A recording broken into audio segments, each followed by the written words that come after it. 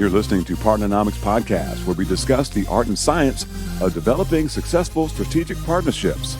To learn more about the suite of Partnernomics solutions, visit partnernomics.com. All right, so today we are joined by my buddy, Craig Jordison. Craig, how you doing, sir? Awesome. Good to see you. Always great to see you, buddy. So Craig is acting COO for Atlantic Food Distributors, an awesome company out of Ohio, and I'll have Craig share a little bit about that. But Craig is an industry expert, one of those guys that really has spent a lot of time and has made great accomplishments within an industry. And his happens to be food services, which I've come to learn a lot about over the last couple of years. And it's absolutely fascinating what happens to get food on our table. But Craig, thank you so much for your time. Thanks for joining me today. My pleasure, Mark. Craig, if you wouldn't mind, I'd like for you just to take a couple minutes to share with us your career, kind of where you've gone. I know you've spent some time in this food services world that, you kind of got your battle scars to learn what you know, but share a little bit about your career with us. Sure. So like a lot of people growing up, that have the drive to make money, I started out working in a restaurant at a very, very young age and really enjoyed it. I love the service industry. That took me all the way through college. Up to and including leadership inside of restaurants and management and so on.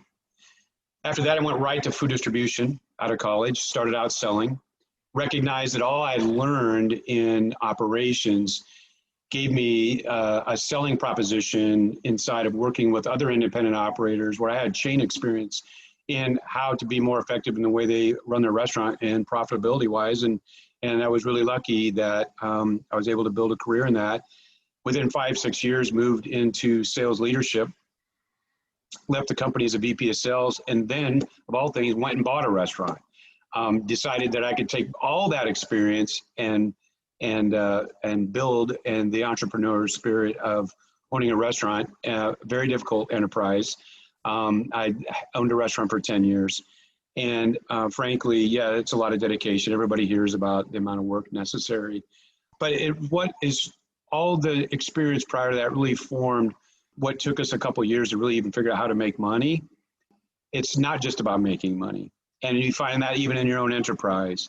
And it is about the need that you learn in larger companies of systems and processes that it's just too dicey in the restaurant industry to make money. Fast forward, while I was doing that, had a chance to get some further culinary education.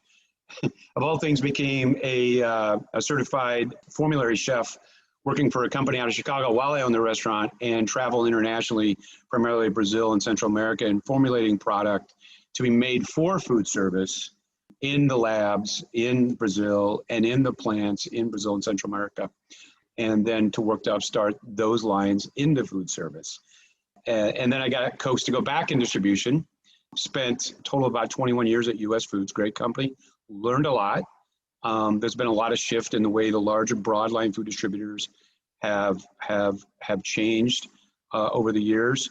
Fell in love with independent food distribution about 13 years ago, and found myself working with a company that was a cooperative buying group, and in a similar fashion, just really consulting with now independent distributors, not just independent operators of food establishments, but actually the people that service those food establishments. Wonderful time there, but missed being in the game completely. So over the last 7 or 8 years, spent time with 2 different companies acting in a COO role with the impact focused on not just sales and marketing, but really heavily emphasized towards the need for a harmonious relationship between the major functions within inside of distribution. If you look at it this way, the average broadline distributor ships anywhere from 2 to 200 million cases of product a year, and it's pretty much all overnight delivery.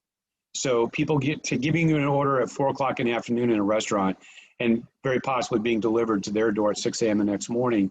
There's a lot of moving parts to this industry. So we're very interdependent between purchasing, operations, and sales, and then finance. So I really, really enjoy the role of building the harmony, building growth in sales simultaneously, and recognize that experience alone wasn't just going to take me to be able to help others do the same thing. I really kind of felt that way at first.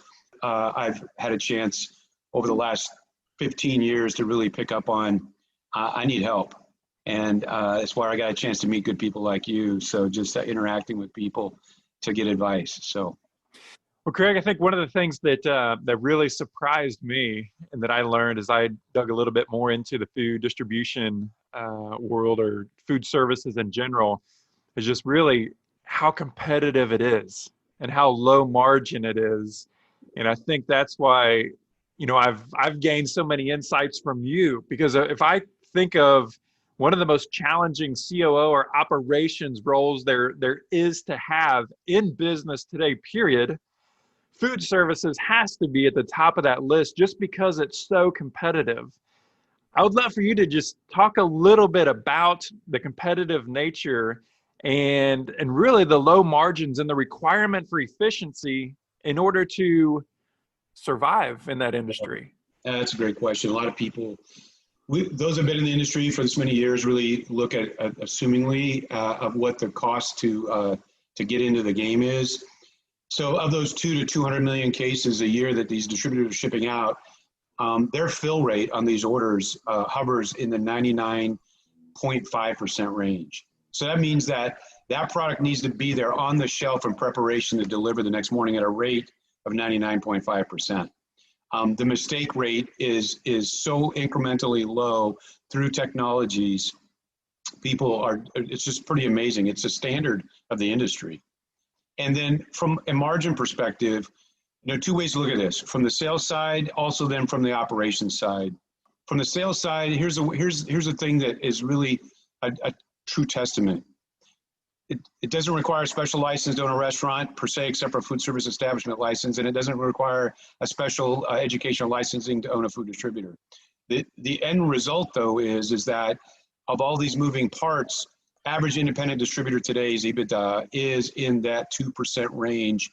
I guess the segments of size, a $75 million company that is lucky to make 2%, a $200 million company that's lucky to make 2 to 3%. And then you get into the big broadliners that are, 25 to 65 billion, and they're pushing to get, the high side of 4% EBITDA. So that seems low, a real low to some. It is just the state of the industry. And there's a lot of moving parts and factors, just like in operations of a restaurant. They happen to be more variable in a restaurant that you have to manage.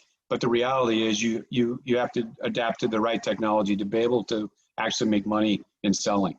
And let me say this from the sales side. Here's the unfortunate reality to the sales side. Anybody can build a food distributor and go in and start selling food and offloading out of a pickup or a 53-foot tractor trailer. And so the operators tend to look at things in a commoditized manner, not just from the products, where 25, 30 years ago, a commodity was like margarine and oil and ground beef. And now everything is commoditized. The data is too available. The end result is salespeople are also commoditized. They are just the tool to try to get a better price, highly commoditizing and compressing the margins of what it takes to make money and how to be successful in food service sales that has changed so dramatically over the course of the last 15 to 20 years. Craig, I'd like to chat a little bit about EOS, the Entrepreneur Operating System, and traction. And I know you're a big believer in process, and you guys are at Atlantic are in the process of implementing that. I'd like for you to talk about, from a COO's perspective, the importance of process, and then you're the integrator. You're playing the integrator role within Atlantic. Talk to us a little bit about what that has done and what you believe it will do for the organization. Well, organizational development is key to a lot of people in this role. They recognize the value of employee engagement. They recognize the value of a strong culture. And I believe process has a lot to do with strong culture. And I'll say it to you this way. When you look at an employee and you did if they had a chance just to be completely honest with you, and you asked an employee, hey, how do you know if you had a good week or not? if that is a feeling rather than a measurable, it's one of your first indicators that we have not clearly defined the role responsibility. And you've got so many hardworking people, particularly in this side of the industry, that are rowing the boat really, really hard, but you're desperate for alignment against what the big picture looks like to the visionary and what the role is, no matter where you're at in the organization and how those things align. It's the vision of anybody towards the top that would say, how do I make that more clear for people? And does that help in the employee engagement? The answer is absolutely. So when I first read Traction, I'd read all the top shelf books that Gino Wickman used to really formulate a process around all the best practices that he references.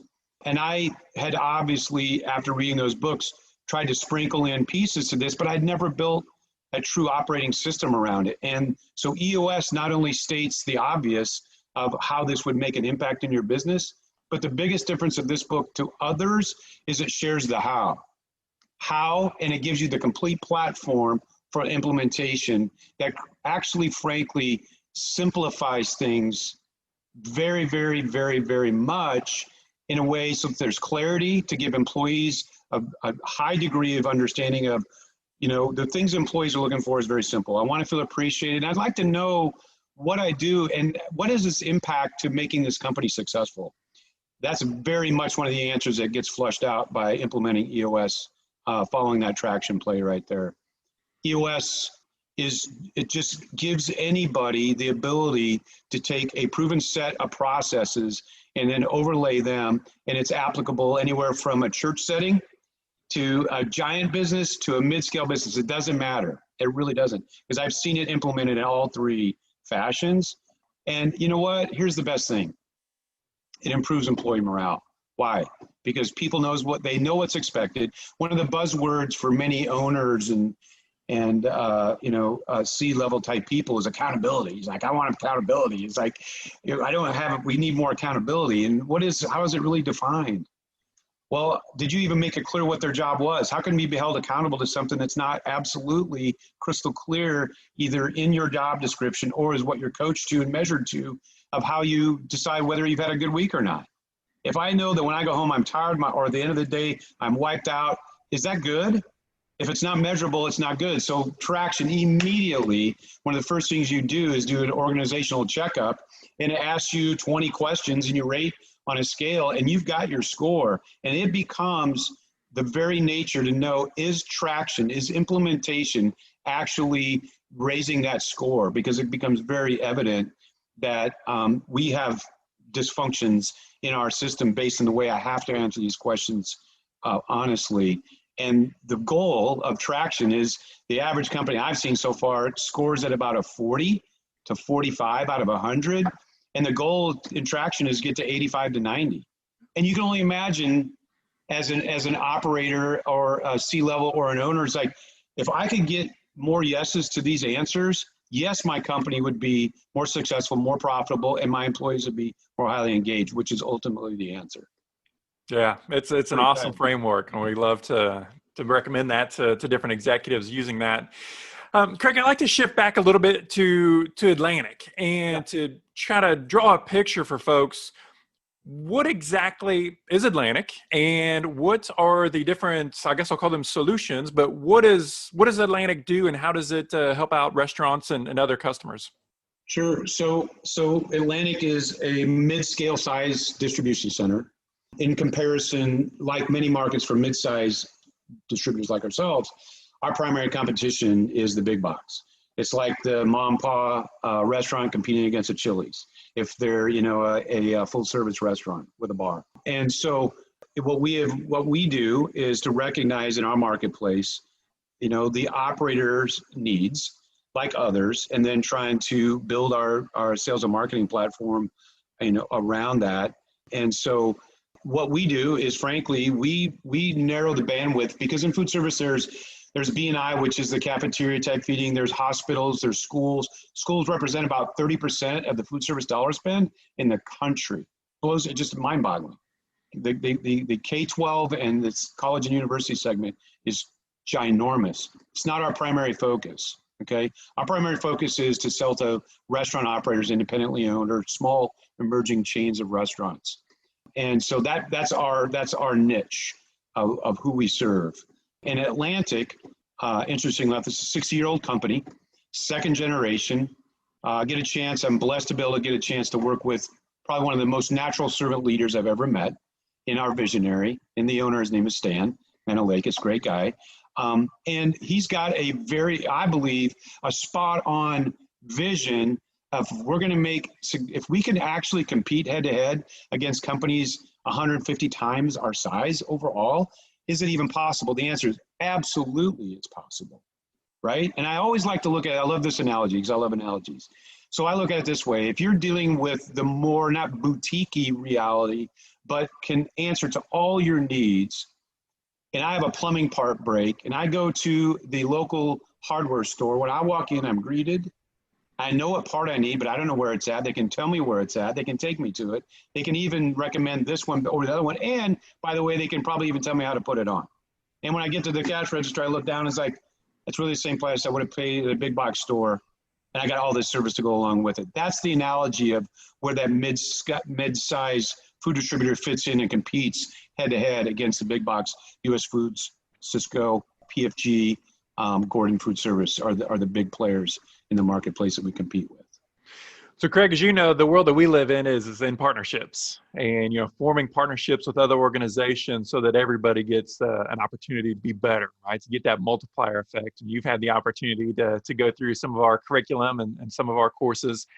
But I'd like to talk a little bit about partnerships. And I know that Atlantic, you guys are huge believers in partnerships, and that's why you're getting the success that you're getting.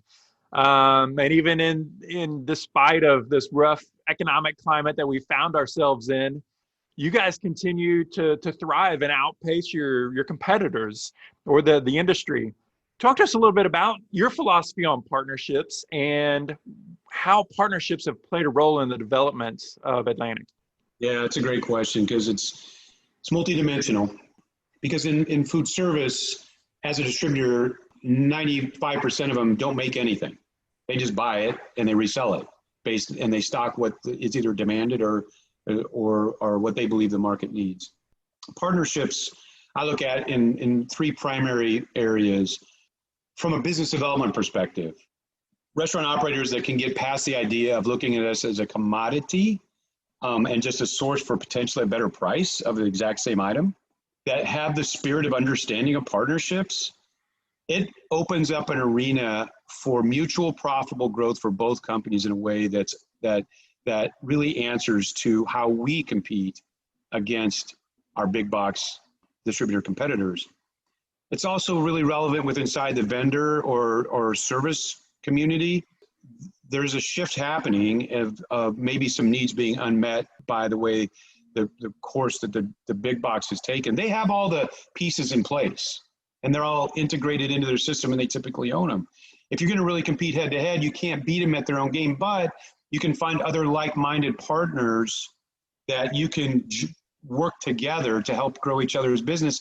And so the spirit of partnering I got when we were talking, but it's similar to Traction and the Light, that there is a more formal way and a more formal process to truly understanding each other's needs so well and being so transparent and wiping away the stigma of whether it's in car sales or whatever, wiping all of the fluff away and just being primarily focused on helping each other grow and be profitable.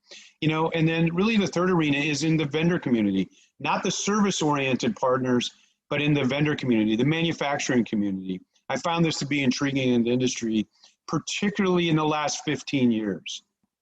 Many independent distributors like ourselves are focused on delivering the needs of their food service operators within the brand that is really what my restaurant in this entree or appetizer, that's the brand that made me famous. I can't change it, okay?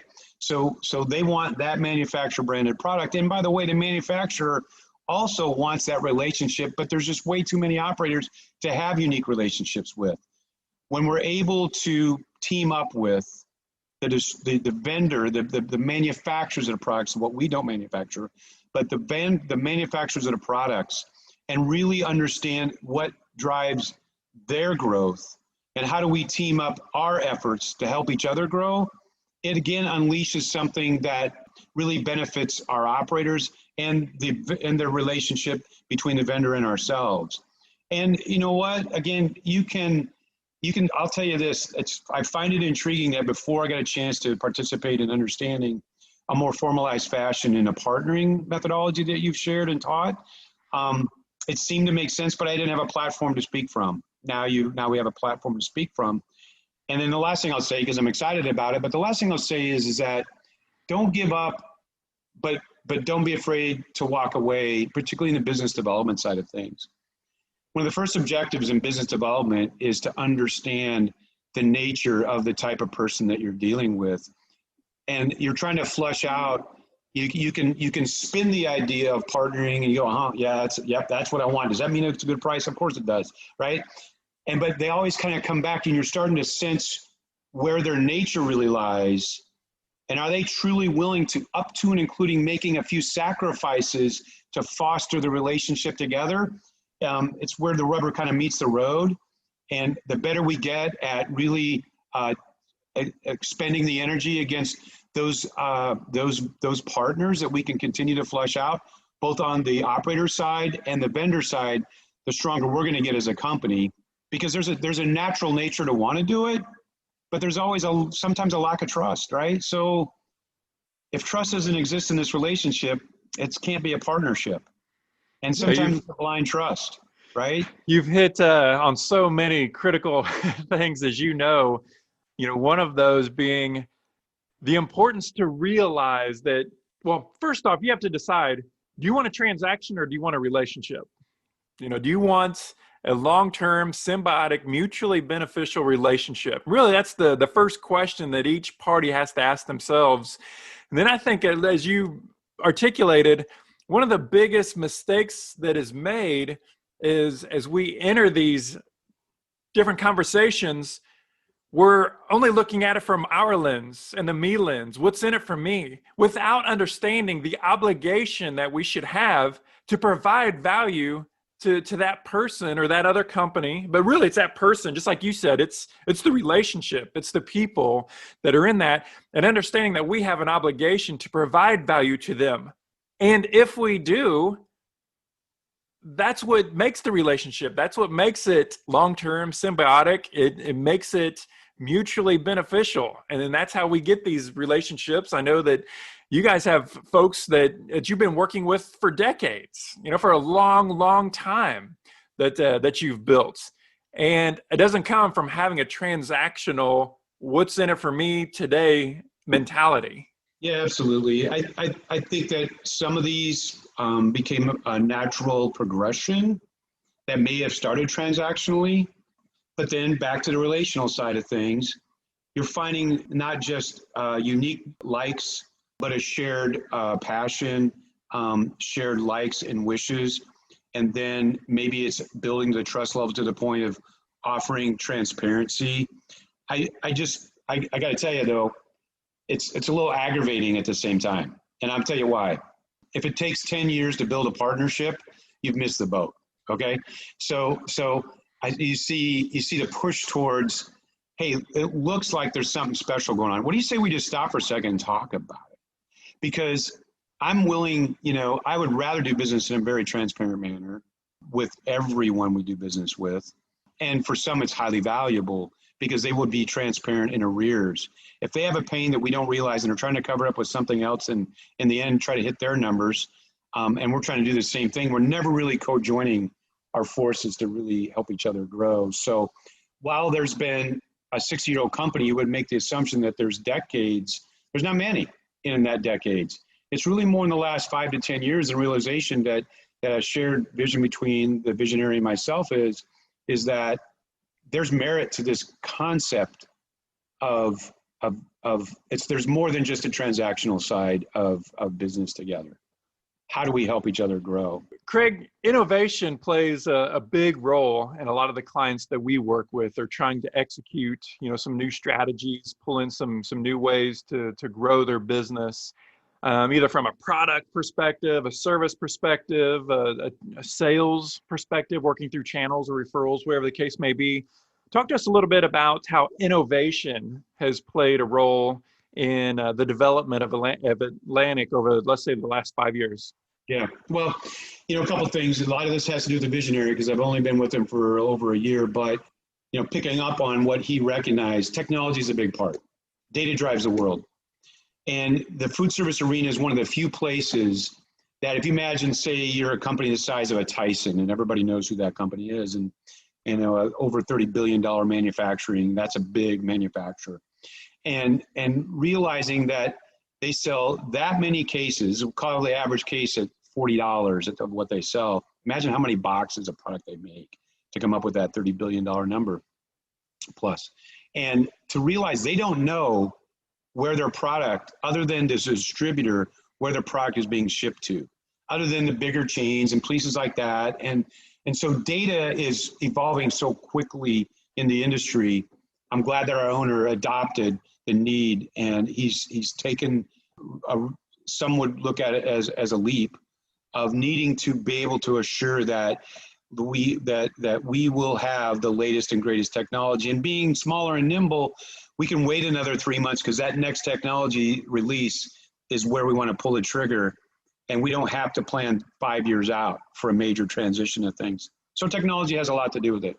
The next piece has really to do with the partnerships, with inside of the value set that makes us different. Our uniques is not just, the extremely high amount of SKUs we offer that are really the demanded ones from the operators, but the unique of the custom protein manufacturing that we actually own.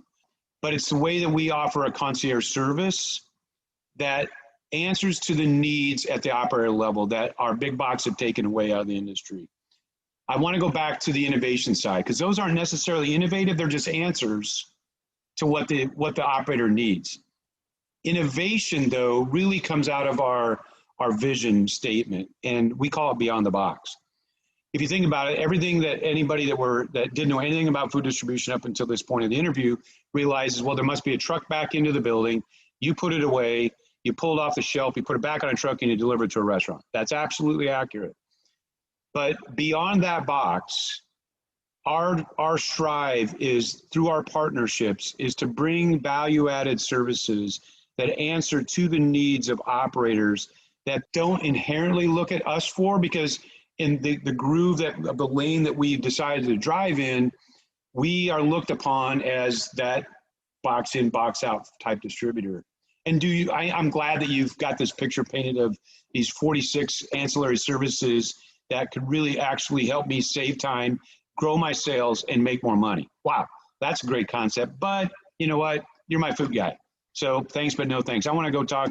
So we have worked really hard up to and including actually adding, taking sales expense away from the transactional side of this and adding support staff to support what we call the beyond the box philosophy here of really giving the credibility and making an appointment with the food service operator and going, when's the last time you updated your menus?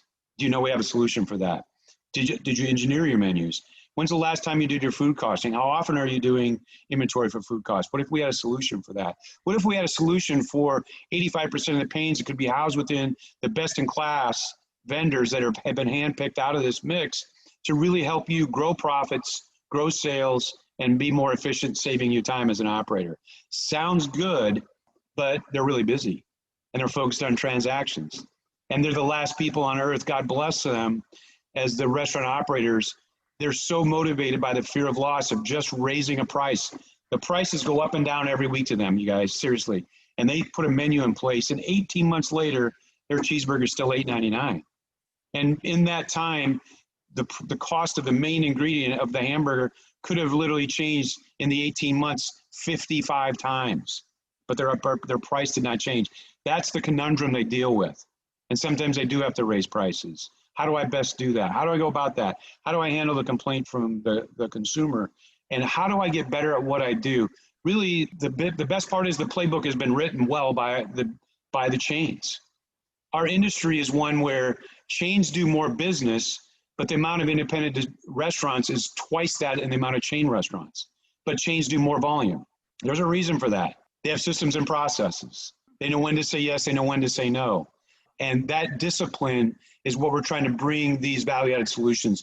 That is a major innovation that we want to be a real market difference of how we're not just interested in trying to make money by buying and selling a box that fulfills our end of the transaction, but really becoming more of a partner for them. Well, Craig, it was a real joy whenever I had the opportunity to work with you and Stan as we went through one of our programs, one of the cohort programs with different executives talking about the Partnernomics framework. And I got to learn so much about the food services industry by just listening to you and Stan and just talking about your careers and different experiences that you've had. I'd like for you to just share some advice. So those that are, let's say they're in the food services industry or just in general, as it relates to partnerships, what is 2 or 3 different things that you would offer up to them as some strategies to improve their success rate with partnerships? Yeah, I think that identification of what separates them and then trying to find partners that really attribute to the non-transactional piece, but pile on to what they want their differences to be. That's where the drive has to be. Look, the global economy that we live in has a big effect in food service. If we see, we're known as a pork shoulder roast. Well, it's a pork butt in our industry, right? But it's a pork shoulder roast. The price up and down that's changed on a weekly basis is more governed by how much we sell to China than how much is sold in the United States. The global economy is very, very heavily interlaced into the United States food service industry, third largest industry in the United States, right? My advice is run at the area of specialty. Really, it's such a broad base, but just to refine what you do best at and do your best to try to stay in your lane of your expertise and pile onto that. That will carve a path for you, whether it's in a career path, the thing that you're most passionate about, the thing that you're best at, continue to develop that piece. And then you'll be, as time goes on, and the standards of what a food service salesperson looked like 10 years ago is not what it looks like today. And it's definitely not what it's going to look like in 10 years. Craig, thank you so much for your time, man. Continued success to you. And like I said, man, I really enjoy our friendship and look forward to seeing all the great things that you and Stan do there at Atlantic. That's awesome, Mark. Thanks so much. Partnernomics Podcast is brought to you by Partnernomics. Learn how to leverage the power of partnership. To listen to more episodes of Partnernomics Podcast, visit partnernomics.com.